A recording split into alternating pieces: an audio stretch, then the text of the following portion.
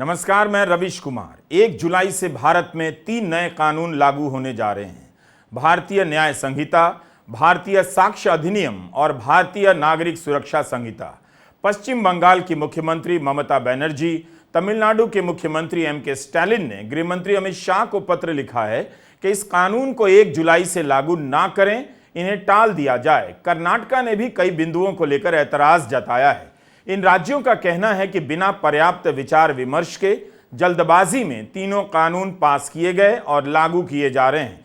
पिछली लोकसभा के शीतकालीन सत्र में जब 97 सांसद निलंबित थे, उस दौरान ये तीनों कानून पास हुए हैं। हमारा ये पहला वीडियो है। हम आगे भी वीडियो बनाएंगे इस पर, क्योंकि हमारे लिए और आपके लिए, दोनों के लिए समझना बहुत जरूरी है। देश की अदालतों में लाखों वकीलों को अब सब कुछ नए सिरे से समझना है, पढ़ना है। वकालत का पेशा ऐसे ही प्रचंड मेहनत का होता है।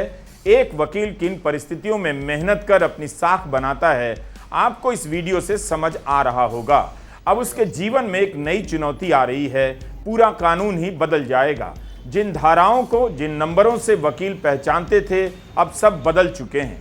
नए प्रावधान आ गए हैं। 100 साल से कोर्ट, वकील, मुवक्किल और जजों के बीच कानून को लेकर एक समझ बन गई थी, वह सब अब अतीत का हिस्सा हो जाएगा।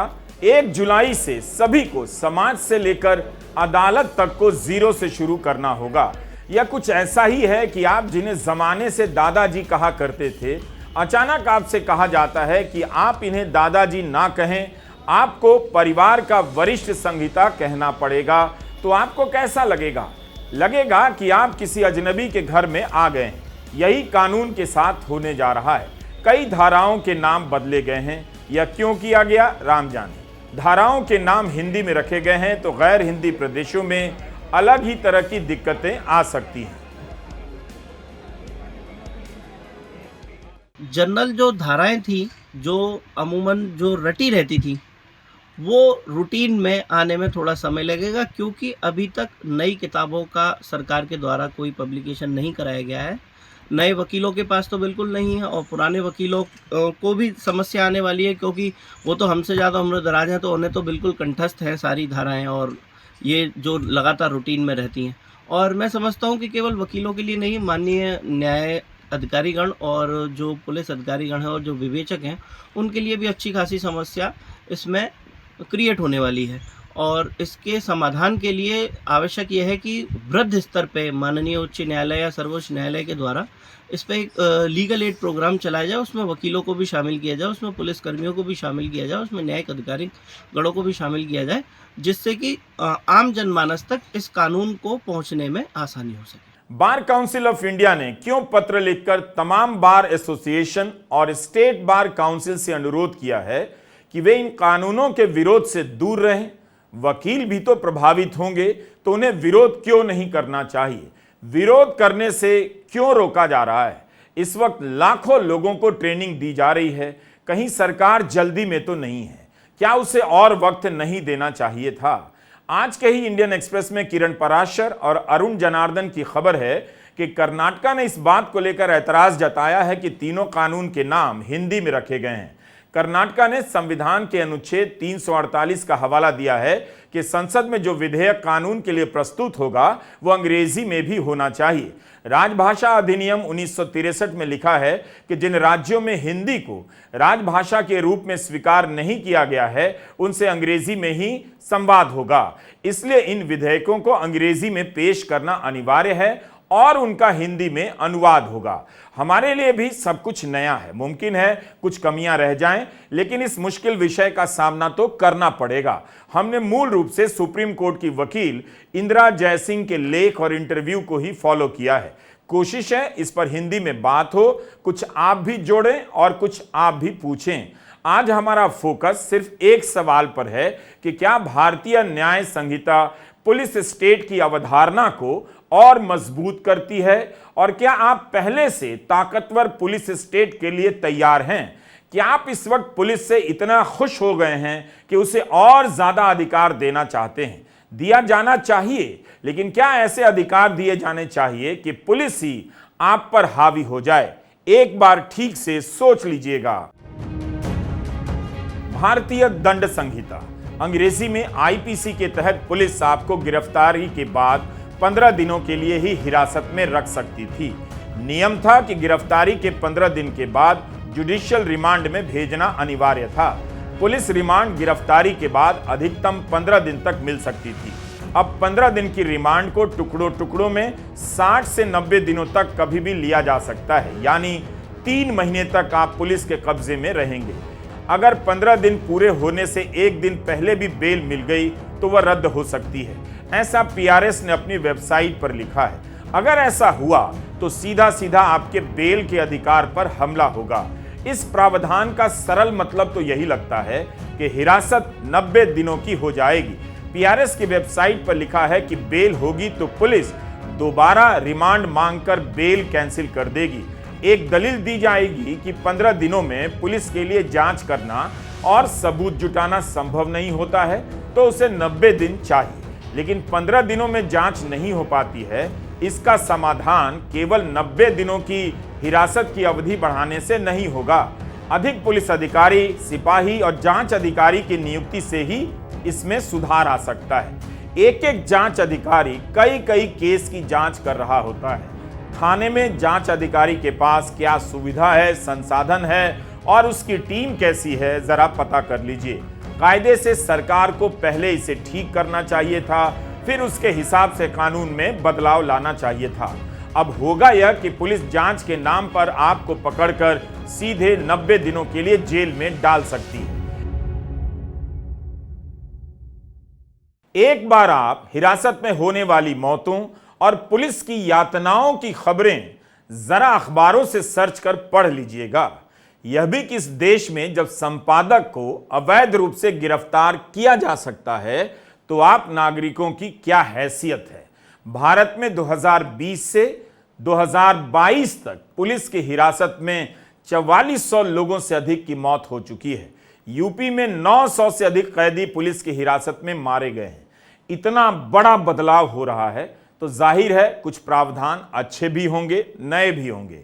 जैसे पहले पुलिस किसी को कहीं से उठा लेती थी, कुछ दिनों के बाद उसकी गिरफ्तारी कहीं और से दिखा देती थी।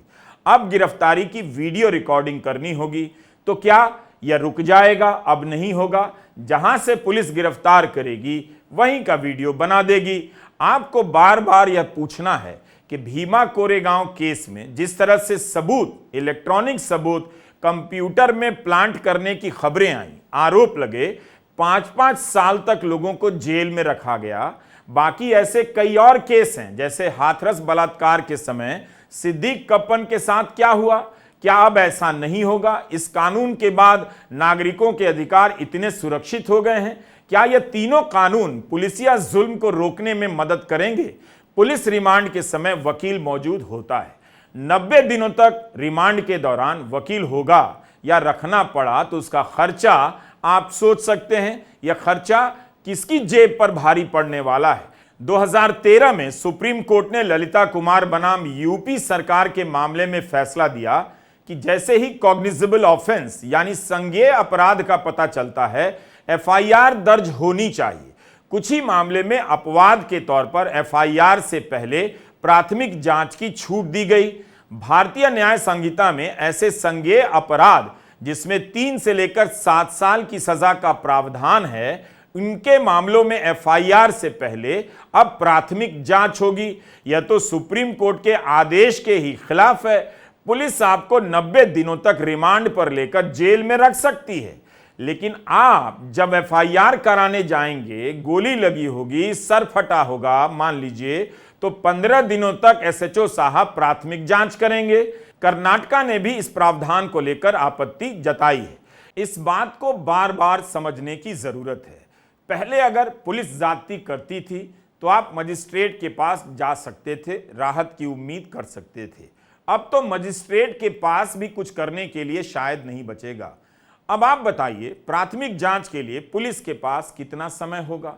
लोग कितने होते हैं, किसी थाने में जाकर पता कर लीजिए। ऐसे ही एफआईआर बहुत मुश्किल से दर्ज होती है। अब 15 दिनों तक प्राथमिक जांच होती रहेगी। यही नहीं, हफ्तों सुप्रीम कोर्ट में बहस चली कि सेक्शन 124A की आज के समय में कोई जरूरत नहीं। इसे सेडिशन एक्ट कहते हैं, राजद्रोह अधिनियम। सुप्रीम कोर्ट ने इसके इस्तेमाल पर रोक लगा दी है कि अब सेक्शन 124A के तहत कोई भी नया मामला दर्ज नहीं होगा। सरकार ने क्या किया? तब कोर्ट के सामने सरकार ने भी माना था कि आईपीसी की धारा 124A औपनिवेशिक राज के समय लाई गई थी, लेकिन अब तो नए कानून में राजद्रोह को और भी व्यापक कर दिया गया है।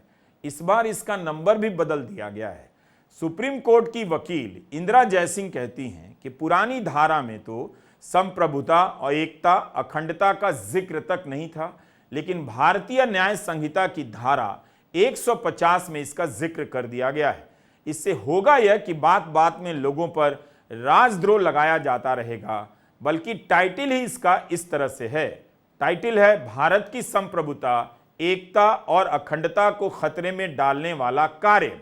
और आगे लिखा है, जो कोई प्रयोजन पूर्वक या जानबूझकर बोले गए या लिखे गए शब्दों द्वारा या संकेतों द्वारा या दृश्य रूपण या इलेक्ट्रॉनिक संसूचना स्वरा या वित्तीय साधन के प्रयोग द्वारा या अन्यथा अलगाव या सशस्त्र विद्रोह या विध्वंसक क्रियाकलापों को प्रदीप्त करता है या प्रदीप्त करने का प्रयास करता है या अलगाववादी क्रियाकलापों की भावना को बढ़ावा देता है या भारत के संप्रभुता या एकता और अखंडता को खतरे में डालता है या ऐसे अपराध में सम्मिलित होता है या कारित रहता है, वह आजीवन कारावास से या ऐसे कारावास से जो 7 वर्ष तक हो सकेगा दंडनीय होगा और जुर्माने के लिए भी दायी होगा, जिसमें जुर्माना जोड़ा जा सकेगा, या 3 वर्ष तक कारावास से जिसमें जुर्माना जोड़ा जा सकेगा या जुर्माने से दंडित किया जाएगा। इसकी हिंदी जरा मुश्किल तो है, जरा नहीं बहुत मुश्किल है, लेकिन कानूनी भाषा की अंग्रेजी भी कहां आसान होती है। वकील इंदिरा जयसिंह कहती हैं कि पहले के कानून में भारत की संप्रभुता और एकता का कोई उल्लेख नहीं था। भारतीय न्याय संहिता में पहली बार इसे अपराध बना दिया गया। अब होगा यह कि हिंसा की मामूली घटनाओं को भी भारत की संप्रभुता और एकता से जोड़ दिया जाएगा। यही नहीं, इंदिरा जयसिंह ने लिखा है कि यूएपीए मामलों में जो जांच अधिकारी होता था वो स्थानीय जांच अधिकारी से ऊपर के लेवल का होता था, लेकिन नए कानूनों में स्थानीय जांच अधिकारी को भी यूएपीए के प्रावधान पकड़ा दिए गए हैं। अब एसएचओ के पास भी पावर होगा। अब किसी भी थाने में आतंकवाद के मामले की जांच होगी और इन प्रावधानों का इस्तेमाल होने लग जाएगा। यूएपीए में जांच शुरू करने से पहले सरकार से इजाजत लेनी जरूरी होती थी। जैसे अभी खबर आई कि अरुंधति रॉय के खिलाफ 2010 के एक केस में दिल्ली के लेफ्टिनेंट गवर्नर ने स्वीकृति दी है। पीयूसीएल के कविता श्रीवास्तव और वी सुरेश के 24 जून के विस्तृत विश्लेषण में बताया गया है कि भारतीय न्याय संहिता में अब किसी से इजाजत लेने की जरूरत नहीं। तो अब तो थानेदार किसी को भी डरा देगा, बोलो क्या करना है, यूएपीए लगा दूं। उनका कहना है कि मामूली हिंसा की घटनाओं को भी आतंकवाद के स्तर पर ले जाया जा सकेगा और यूएपीए की धारा लगा दी जाएगी। इसी से मिलता जुलता एक सेक्शन 113 भारतीय न्याय संहिता में जोड़ा गया है, जिसका नाम ही है टेररिस्ट एक्ट। सार्वजनिक संपत्ति का नुकसान या नुकसान की संभावना भी आतंकवादी कृत्य की परिभाषा में शामिल कर दिए गए हैं। अब आते हैं उस दलील पर जो मेरी नजर में बकवास भी है और फालतू भी है। कहा जा रहा है कि इन कानूनों के पीछे की सोच यह है कि अंग्रेजी राज की मानसिकता से आजाद करना, अंग्रेजी राज की मानसिकता से। अंग्रेजी में इसे डीकॉलोनाइजेशन कहते हैं। संसद परिसर के बाहर विपक्ष के सांसदों के हाथ में जो संविधान है वो पूरी तरह से भारतीय है। भारतीय सदस्यों से बनाई गई, यानी संविधान सभा के सदस्यों ने इसके एक एक प्रावधानों पर चर्चा की, पास किया और संविधान बना। डॉक्टर भीमराव अंबेडकर का संविधान देखकर किसी को याद नहीं आता है, ना आना चाहिए कि इसका संबंध किसी अंग्रेजी राज की मानसिकता से है। बेशक इसके कुछ प्रावधान पुराने हो सकते हैं, दूसरे देशों से लिए गए हो सकते हैं, या फिर नए संदर्भों में नए प्रावधानों की जरूरत पड़ सकती है, लेकिन अचानक किसी सुबह उठकर गोदी मीडिया के चैनल में जाकर आप यह प्रवचन नहीं दे सकते कि भारतीय दंड संहिता को इसलिए हटाया जा रहा है क्योंकि यह औपनिवेशिक मानसिकता का प्रतीक है। ऐसी बातें बहुत विचित्र लगती हैं। इस हिसाब से तो संविधान के भी कई प्रावधान दुनिया भर की संसदीय प्रणाली से प्रभावित हैं। क्या आप कह सकते हैं कि हमारा संविधान भारतीय नहीं है?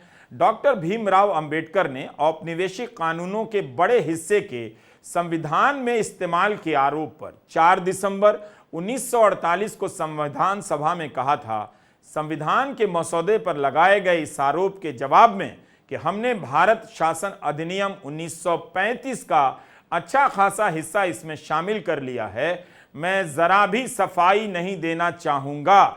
इस किस्म के आदान प्रदान में कुछ भी लज्जाजनक नहीं है। जो पुरानी हमारी आईपीसी और सीआरपीसी वो एविडेंस एक्ट था, उनमें नई धाराओं का अमेंडमेंट कर दिया है। पुरानी ख़त्म करके आईपीसी जगह पे एनबीसी कर दिया है, बीएनएस कर दिया है, और केवल अंकों की इधर हेरा फेरी हुई है मात्र, मतलब अंक घटा बढ़ा दिए गए हैं, धारा में परिवर्तन कर दिया गया है, जो कि ज्यों की त्यों एडिट है सब मामला। जैसे पहले 3 से 2 हत्या में धारा लगती थी, अब उसकी जगह पर 1 से 3 कर दी गई है। उसी प्रकार से जो अटेम्प्ट टू मर्डर होता था 307 होती थी, उसकी जगह पर 1 से 9 कर दी गई है। जैसे मारपीट की धारा अमूमन पहले 323 लगती थी, उसकी जगह पर 1 से 15 कर दी गई है। ऐसे कुल मिलाकर के धाराओं के अंकों में परिवर्तन कर दिया गया है। डेफिनेशन समान है, कोई अंतर नहीं है। सज़ा का प्रावधान भी सेम ही है, लगभग सेम ही है। कुछ में सज़ा का प्रावधान बढ़ा दिया गया थोड़ा बहुत, किसी में कम कर दिया गया है। उसी प्रकार से सीआरपीसी तो यों की त्यों है, वो उसमें कोई खास अंतर नहीं है, केवल धारा ही बढ़ा दी गई है, प्रोसीजर वही है। जैसे सीआरपीसी एक सीढ़ी होती है, तो हमारी विधि व्यवस्था में जो सीढ़ी है वो ज्यों की त्यों है। कुछ डंडे बढ़ा दिए गए, ऊंचाई कर दी गई है, कुछ डंडे नीचे कर दिए गए, नीची कर दी गई है। एविडेंस एडिट है, जैसा का तैसा है, कोई उसमें फेरबदल नहीं है।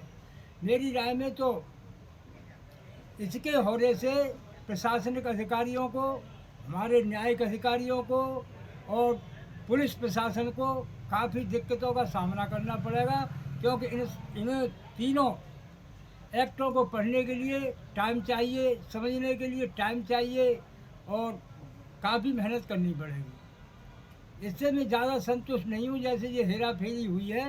गुलामी की मानसिकता या अंग्रेजी मानसिकता की गुलामी से आज़ादी टाइप की बहस से कोई फायदा नहीं।